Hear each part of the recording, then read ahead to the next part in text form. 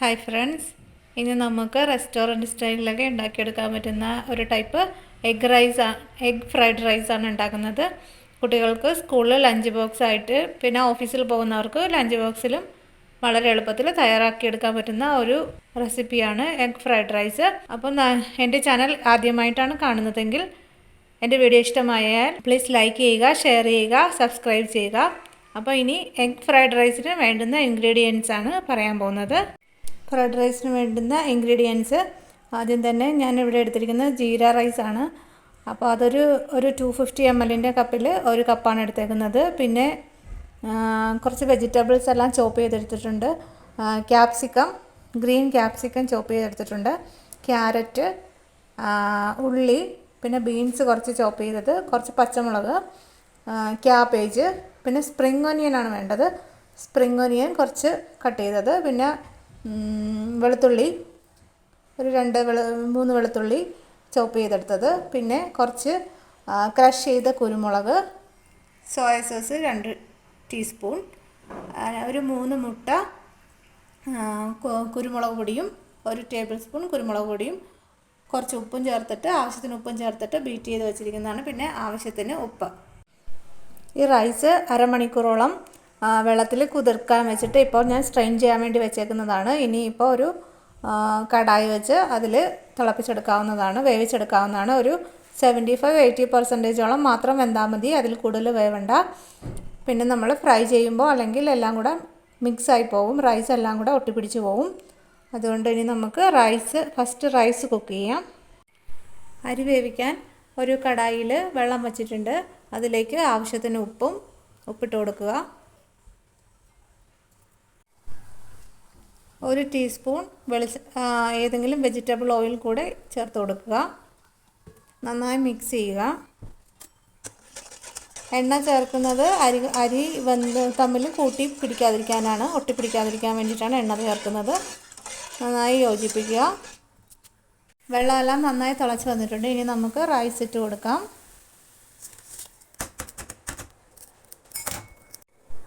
നന്നായി ഇളക്കി യോജിപ്പിക്കുക. ഹൈ ഫ്ലെയിമിൽ തന്നെ ഇട്ടിട്ട് ഒരു 75-80% വേവിച്ചെടുക്കുക. പിന്നെ രാവിലെ ഇത് പെർഫെക്റ്റായി കിട്ടാൻ വേണ്ടിയിട്ട് നമ്മൾ ഈ റൈസ് ഇതാക്കി വേവിച്ചിട്ട് ഫ്രിഡ്ജിൽ വയ്ക്കുക. തലേദിവസം ഫ്രിഡ്ജിൽ വെച്ചിട്ട് രാവിലെ സ്കൂളിലൊക്കെ കൊടുത്തു വിടാനും ഓഫീസിലൊക്കെ കൊണ്ടുപോകാൻ വേണ്ടിയിട്ടാണെങ്കിൽ രാത്രി തന്നെ റൈസ് റെഡിയാക്കി ഫ്രിഡ്ജിൽ വയ്ക്കുക. അപ്പോൾ നല്ല പെർഫെക്റ്റായിട്ട് റൈസൊന്നും തമ്മിൽ ഒട്ടിപ്പിടിക്കാണ്ട് നല്ല പെർഫെക്റ്റായിട്ട് നമുക്ക് എഗ് ഫ്രൈഡ് റൈസ് ചെയ്തെടുക്കാനും പറ്റും. ചൂടോടെ കൂടെ ആകുമ്പോഴത്തേക്ക് കുറച്ച് സ്റ്റിക്കി ആയിട്ട് ആവും. അതുകൊണ്ട് പരമാവധി നന്നായി തണുപ്പിച്ചതിന് ശേഷം യൂസ് ചെയ്യുക. നന്നായിട്ട് തിളക്കുന്നുണ്ട്. റൈസ് ഇപ്പോൾ ഏകദേശം 75%ഓളം വെന്തിട്ടുണ്ട്. അപ്പോൾ ഇനി ഇത് സ്ട്രെയിൻ ചെയ്തിട്ട് തണുപ്പിച്ചെടുക്കാം. റൈസെല്ലാം ഞാൻ സ്ട്രെയിൻ ചെയ്തിട്ട് ഒന്ന് തണുക്കാൻ വേണ്ടിയിട്ട് ഒരു പാത്രത്തിലേക്ക് ഇങ്ങനെ മാറ്റി വെച്ചിട്ടുണ്ട്. അതൊന്ന് തണുത്തിട്ട് നമുക്ക് ബാക്കി ചെയ്യാം.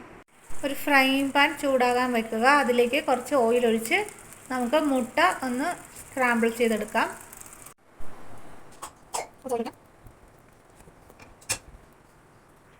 ഓയിൽ ചൂടായി വന്നിട്ടുണ്ട്. അതിലേക്ക് നമുക്ക് മുട്ട ചേർത്ത് കൊടുക്കാം.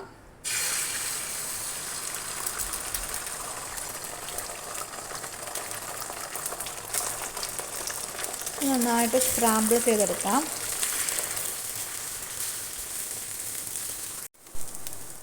മുട്ടയെല്ലാം നന്നായി റെഡിയായി വന്നിട്ടുണ്ട്, സ്ക്രാമ്പിളായി വന്നിട്ടുണ്ട്. ഇനി ഇത് നമുക്ക് വേറൊരു പാത്രത്തിലേക്ക് മാറ്റാവുന്നതാണ്. സ്ക്രാമ്പിൾ ചെയ്ത മുട്ട വേറൊരു പാത്രത്തിലേക്ക് ആക്കിയിട്ടുണ്ട്. ഇനി അതേ കടായിൽ തന്നെ കുറച്ചുകൂടെ എണ്ണ ഒഴിക്കുക. അതിലേക്ക് വെളുത്തുള്ളി ചോപ്പ് ചെയ്ത് ചേർത്ത് കൊടുക്കുക. തീ നല്ല ഹൈ ഫ്ലെയിമിൽ തന്നെ വെച്ച് കൊടുക്കുക.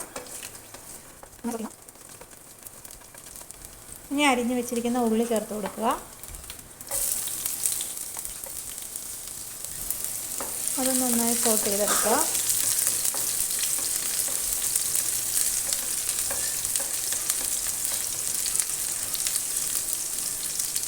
ഇനി അരിഞ്ഞ് വെച്ചിരിക്കുന്ന വെജിറ്റബിൾസ് എല്ലാം ചേർത്ത് കൊടുക്കാം. ക്യാരറ്റ്, ക്യാപ്സിക്കം,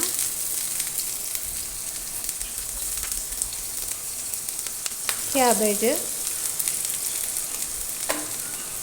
ബീൻസ് എല്ലാം ചേർത്ത് കൊടുക്കാം. എല്ലാ വെജിറ്റബിൾസും ആഡ് ചെയ്യാം. നന്നായി സോട്ട് ചെയ്യുക.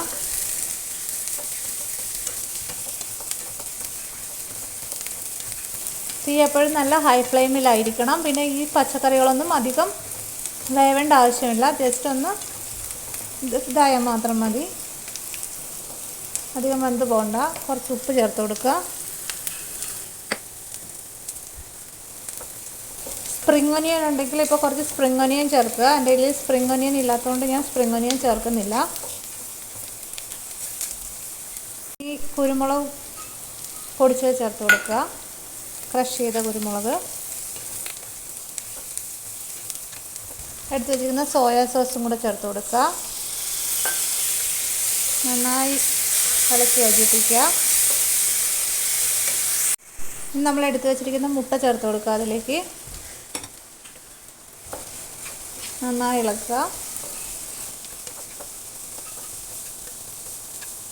ഇവിടെ റൈസ് ചേർത്ത് കൊടുക്കാവുന്നതാണ്.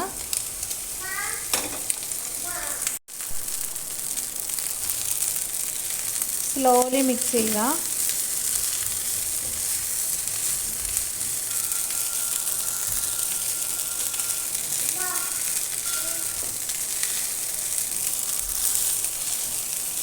നന്നായി യോജിപ്പിക്കുക. ഇനിയിപ്പോൾ സ്പ്രിംഗ് ഒനിയൻ ഉണ്ടെങ്കിൽ കുറച്ച് സ്പ്രിംഗ് ഒനിയൻ ചേർത്ത് കൊടുക്കാവുന്നതാണ്. എന്നിട്ട് ഫ്ലെയിം ഓഫാക്കാം. എൻ്റെ ഒരു സ്പ്രിംഗ് ഒനിയൻ ഇല്ലാത്തതുകൊണ്ട് ഞാൻ ചേർക്കുന്നില്ല. സ്പ്രിംഗ് ഒനിയൻ കൂടെ ചേർക്കാവുന്നതാണ്.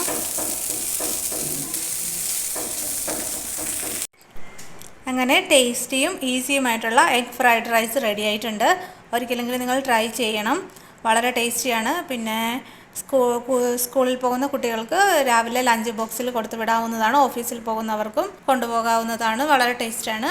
ഇതുപോലെ ഒരു പ്രാവശ്യമെങ്കിലും നിങ്ങൾ ട്രൈ ചെയ്ത് നോക്കുക. ഫീഡ്ബാക്ക് അറിയിക്കുക.